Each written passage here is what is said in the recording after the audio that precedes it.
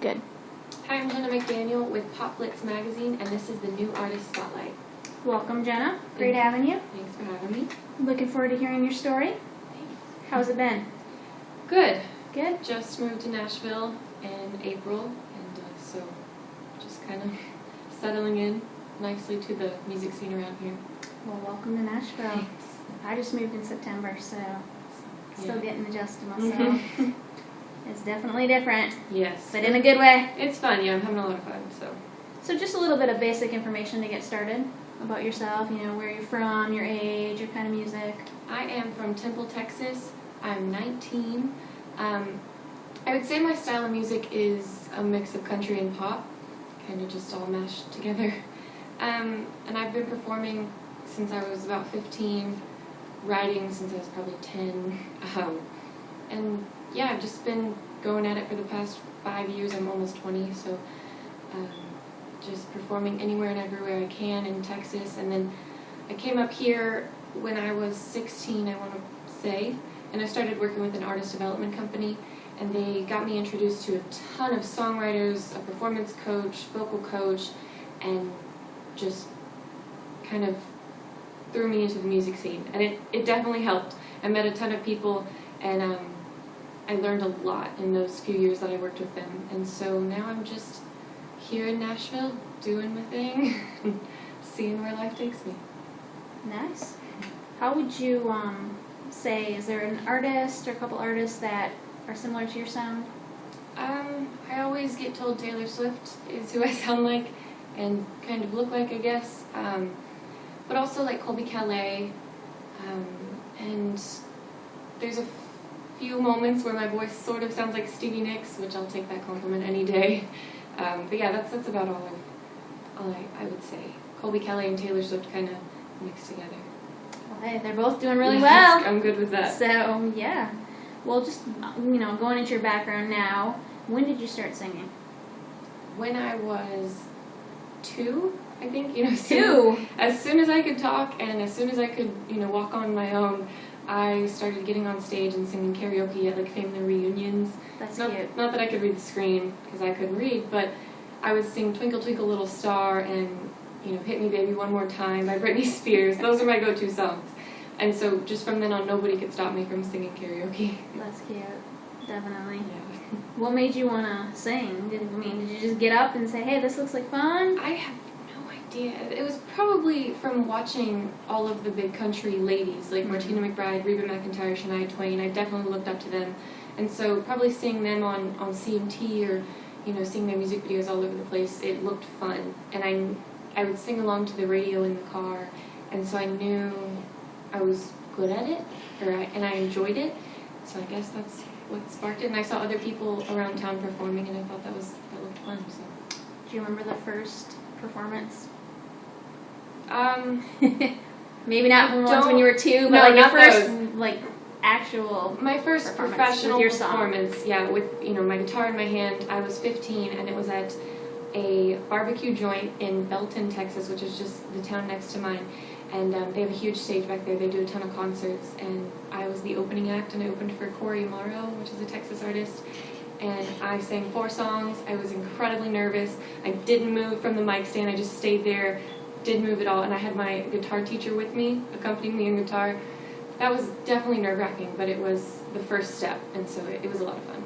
And it's gotten easier since then, right? Oh, yeah. Do you remember the first song that you wrote? I do. I don't remember what it was called, but I was 10 years old, and it was a story I just made up in my mind about this girl that had a next-door neighbor who was a boy, and he gave her his dad's guitar, and then the dad got mad. Like, that was the conflict of the song. I have no idea. It's written somewhere in a notebook, but yeah. Who are your musical influences? Definitely Taylor Swift, just because she came around, again, when I was 10, and she sparked something inside of me, and I was like, oh, maybe I need to play guitar and write music. And so definitely her. Stevie Nicks, of course. Everybody should have Stevie Nicks on their list. Celine Dion, I got really into her when I was about 13. And then Adele and Idina Menzel. Those names are hard to say right after each other. All good women. Yes. What has been, Anyways, okay. So, has there been like a family member, a teacher, a friend that has influenced you in the early days as well? I have a great uncle who plays bass, and he would kind of show me a few things on the bass, and of course I was like 11 and I wasn't that interested, but it definitely stuck with me, and I started to dive more into guitar, and I started to think about more instruments I should be playing, and so that was a family member that helped. But then I was in choir in middle school and high school, and my high school choir director just taught me a lot, and so he definitely helped me kind of grow as a singer.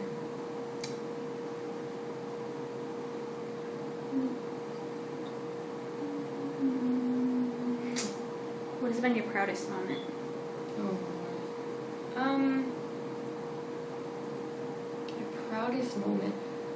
There's a local musicians association in Central Texas, and it's called Musicians Association of Central Texas, MACT, and they do an award ceremony every year, and I was voted Entertainer of the Year, and that was probably the proudest moment I've ever had, because it showed me that all of the musicians around Central Texas that I've grown up around, and they've kind of shown me some of the ropes, and they've let me open for them, and they've taught me just pretty much everything they know, and to see that they thought I was doing well, and that I was succeeding, that was a really cool moment, because I don't know, just you always think to yourself, oh, I can do better, I can be better, I'm not good enough, I can be better.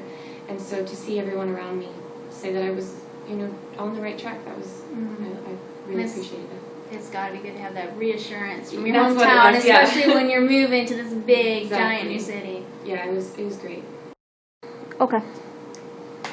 So what sets you apart as an artist? I think just the fact that I do write all of my own music, which I hope to continue doing. I'm always going to write from a personal experience,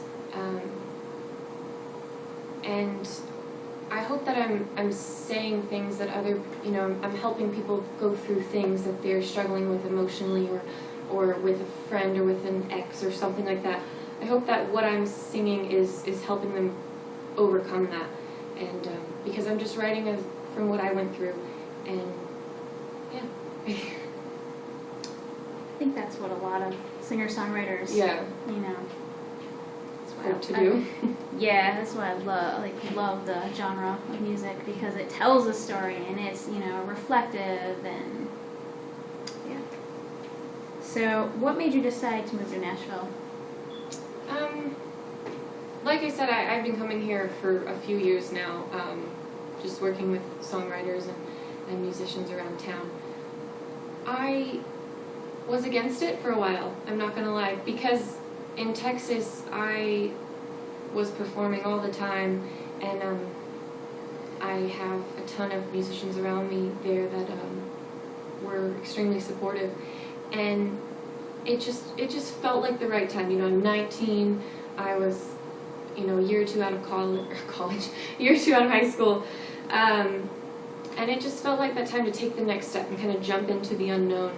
And I ended up coming here and was greeted with a warm welcome, and I have met so many musicians and songwriters in the past month, and it's just been great.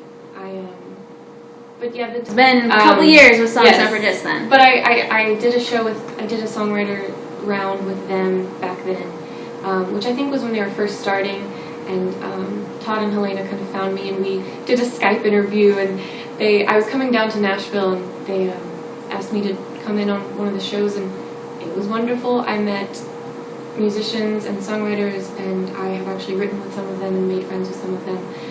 So then I moved here and asked them, if they had an opening, and I was able to perform again, which I was grateful for, and met more female songwriters. I just think they're a great organization, and they have a good platform for female writers to kind of show what we can do. Definitely agree. And they're blowing up right now. They are. They're doing such great things for women in country music. Yes. and it's Honored to be a part of that. yes, and every show I've been to, it's just been such talent. Everybody on that stage. I go to their show every Monday, like you said, and I come home and just write because it's so inspiring. All the the 5 girls you get to see and hear what they have to say, and I just go home and write. Well, hopefully we're gonna get a bunch of them on here. Yes. You're the 3rd one today, so start telling all everybody's story. Yes. What is your current project right now? Right now, I'm working on a new EP, which should be coming out in a few months. Cross your fingers. We're still ironing out all the details. And that EP was co-written with Zach Malloy and also Andy Skibb on 1 or 2 of the songs. And it was also produced by Zach Malloy. We started writing that last year sometime. And yeah, that should be coming out very soon, hopefully this summer. But you can get a sneak peek of that on SoundCloud if you'd like. Is there a single or any song out right now that fans can check out to get a taste of your music? Yeah, music from my last EP I did, Trainwreck and I Can't Stop. Those are 2 songs that made it onto Texas radio. And those are on JennaMcDaniel.com, iTunes, SoundCloud, pretty much anywhere you can stream music. What is your summer plans? Oh, actually, I'm going back to Texas at the end of June. And I'm going to spend 2 weeks there. I have back-to-back shows. Kind of just go home for a minute and see all the fans that are still in Texas and perform at all the old venues I used to perform at. So it'll be good. It'll be fun. It'll be fun. And to see family. Because I just moved out on my own for the first time. So going back home to my mom will be good. It'll be a much needed refresher. Yeah, exactly. Where do you see yourself in a year from now? A year from now, I hope to be just touring, performing all over the place, because that's my favorite thing to do. That's why I do all of this. It's because being on stage is the most fun, the most important thing to me. So I hope to play in Nashville more. I have played a few times here since I've moved, but I hope to continue the circuit around town and hopefully expand that circle as well and just play all over the place. What's your biggest goal? Biggest goal. Just to share my music with as many people as possible, and to, if I can just help one person with my music, then I'm good. That's the goal. Now this is a big week here in Nashville with the CMA Fest going on. Yes. Do you have any shows? Are there any shows you're going to? Anything you're excited about? I have a show at The Country here in Nashville on Thursday, June 9th at 6 o'clock. You guys should go.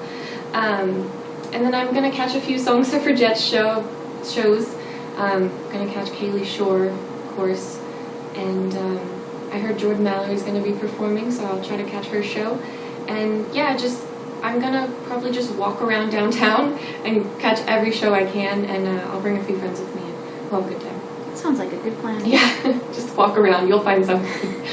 Give everybody your social media links so that they can check you out, like you, follow you. JennaMcDaniel.com is probably the best place to start. All of my info is there. Facebook, Twitter, Instagram. Follow me on Snapchat, YouTube, Reverb Nation, iTunes, SoundCloud, Spotify. Just go to JennaMcDaniel.com. Everything's there.